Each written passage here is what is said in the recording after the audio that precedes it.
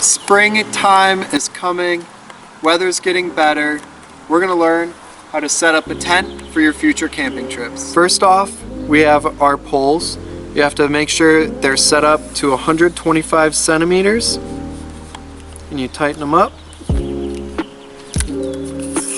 And this section, tighten it up until it says stop. Do that for both poles and you're good to go. Next up, grab 4 stakes and stake the tent into the ground.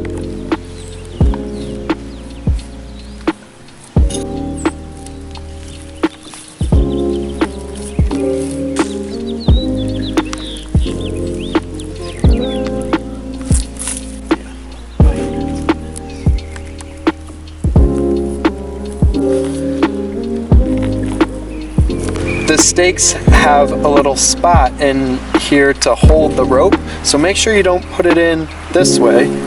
And if you do, pull it out, turn it around, make sure it's snug in there. Next is the fun part, putting in the poles. Take the pole this way with the handle up and insert it right into the pocket of the tent and push up. Make sure the bottom of the pole is perpendicular to the ground. Do the same thing on the other side. Make sure to stake down both sides of the tent here.